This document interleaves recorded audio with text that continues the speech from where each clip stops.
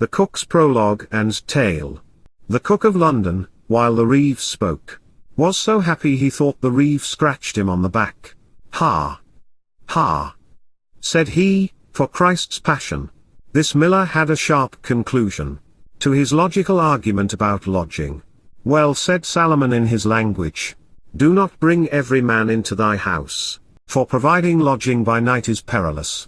Well ought a man to take heed whom he brings into his private home. I pray to God, give me sorrow and care, if ever, since I was called Roger of Ware, I heard a miller better set to work, tricked. He had a malicious trick played on him in the dark. But God forbid that we stop here.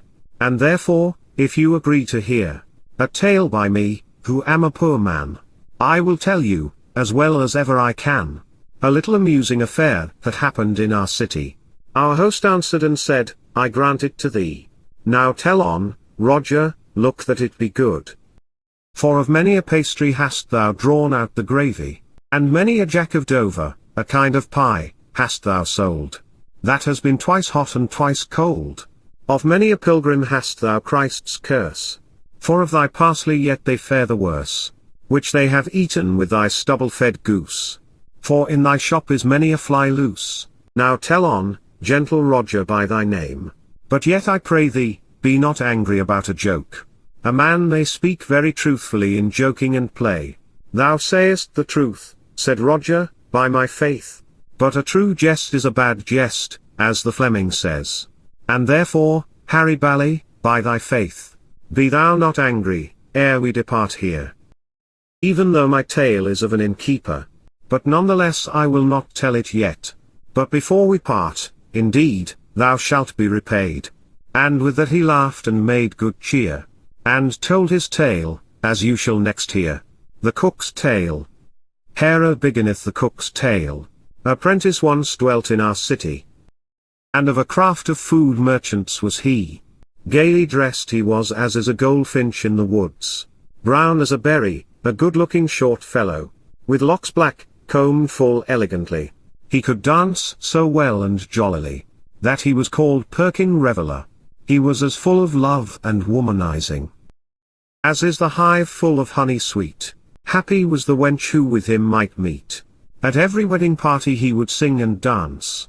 He loved the tavern better than the shop, for when there was any procession in Cheapside, out of the shop thither would he leap, until that he had all the sight seen, and danced well, he would not come back, and gathered him a company of his sort, to dance and sing and make such merriment.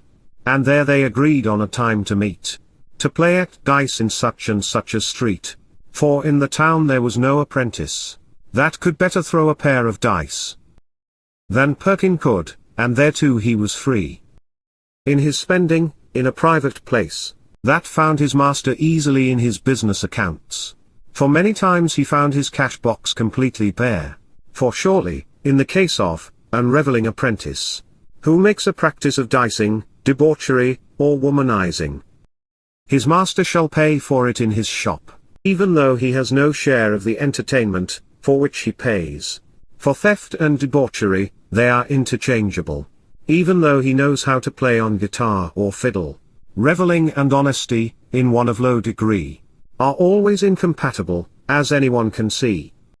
This jolly apprentice with his master remained, until he was nearly out of his apprenticeship, although he was rebuked both early and late, and sometimes taken, as a prisoner, with music to Newgate prison. But at the last his master remembered, upon a day, when Perkin sought his certificate of release, a proverb that says this same word: "Well better is a rotten apple out of the store, than that it rot all the remnant. So fares it with a debauched servant. It is much less harm to let him go away, than that he should ruin all the servants in the place." Therefore his master gave him his certificate, and ordered him to go, with sorrow and with bad luck. And thus this jolly apprentice had his leave. Now let him revel all the night or leave off, do as he chooses. And because there is no thief without an accomplice, who helps him to waste, and to consume, that which he can steal or may borrow, right away he sent his bed and his clothing, unto a companion of his own sort, who loved dicing, and revelling, and having fun. And had a wife that kept for the sake of appearances a shop, and screwed for her living.